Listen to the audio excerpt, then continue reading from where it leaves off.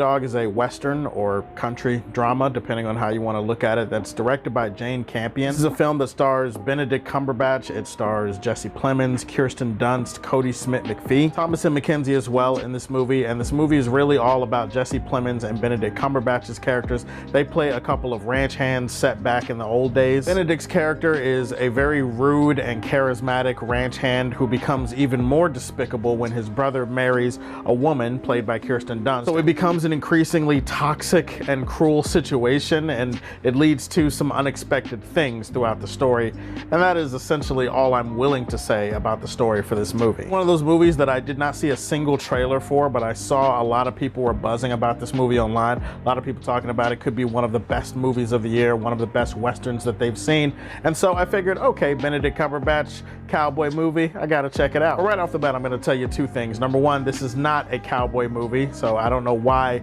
I was thinking that it was gonna be a cowboy movie. Just because they're wearing cowboy hats, that does not make it a cowboy movie. Granted, it doesn't not make it a cowboy movie because technically the cowboy hat is really the only prerequisite nowadays that you need to be a cowboy movie. So it really just kind of depends on whatever your loose definition of a cowboy movie is. I think the biggest thing that I have to say right off the jump in this review is that this movie is actually not a Western. It looks like a Western, it moves like a Western, it talks like a Western, it quacks like a Western, but it's not a ducking Western, okay? Slow burn drama that focuses more on the performances and the scenery and the location. So if you're looking for the kind of Western that'll get your blood pumping, you know, something exciting, something, you know, those shootouts and, you know, all the other stuff that comes with Westerns, you're better off watching a movie like The Harder They Fall. Now that's a real Western. This movie is really a lot more slow moving, a lot more methodical in its approach, and sometimes that works and sometimes it doesn't, but let's talk about the stuff that does work first. This is a gorgeous looking movie with some very stunning and beautiful looking cinematography. Movies like this, because it's a movie that focuses much more on the performance part of it, so because it's a much more quiet and meditative type of movie,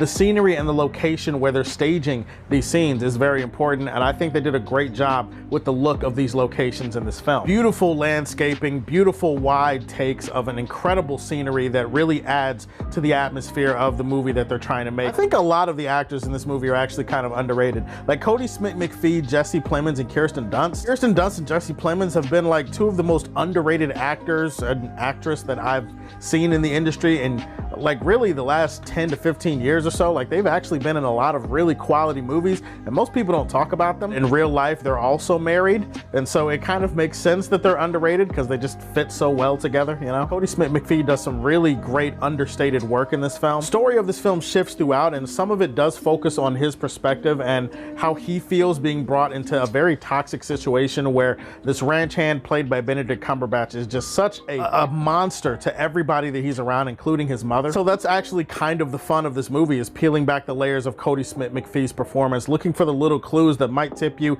as to what he's thinking and how he's feeling. But if you want to look at the main star of the movie, the main antagonist, if you will, the guy that drives the majority of the plot of this movie, it's Benedict Cumberbatch, no question. I loved him in this movie, although I also hated him in this movie. The hate is by design because his character is just very despicable and very hard to like, very hard to find any kind of endearing traits about him. It's a testament to how good Benedict Cumberbatch is in this movie that you can spend majority of the movie hating him and at the same time come away going, damn, that was clearly the best performer in the entire movie. It's a movie about hurt people hurting people, and so it's one of those movies that you could take a bunch of little things away from it, especially as it gets towards the end of the film. I'm gonna say that one thing that I don't like saying about movies like this, and especially for me, this hits different because you guys know that I like slow burn movies, but I'm gonna say that thing that I sometimes say about slow burn movies that I really don't like saying it, but sometimes if the shoe fits, it's gotta wear it. And that is that this movie is really boring. It's a boring movie. I'm sorry. It's just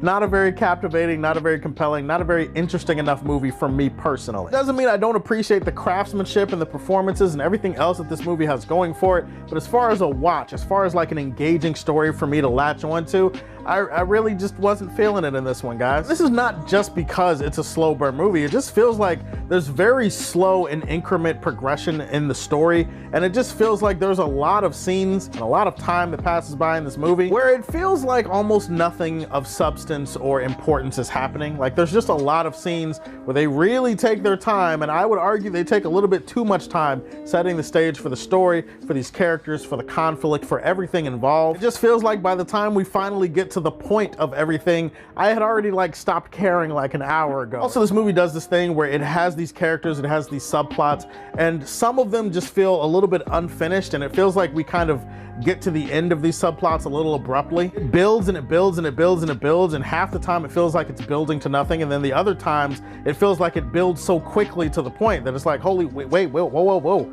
I didn't really appreciate what we were doing here, but now you're telling me it's over? It's a gothic Western movie that's really more of a countryside drama. It has great performances. And yeah, the movie is kind of a slow burn tale about revenge and self-destruction and all of that, but if I'm just looking at it as a movie, it's just not that interesting, and I definitely got bored watching it. The Power of the Dog was a solid movie and boring as all hell. I'm going to leave this one in the Fortress of Solitude. Beautiful, but boring. That's the 3 Bs. This movie unfortunately gets slapped with that. Guys, have you seen The Power of the Dog? Tell me what you thought about the movie in the comment section down below. Please like and subscribe to the Superfan Show, and if you like what you see, tell me how you feel, and stay tuned to hear more from the Man of Steel. Peace.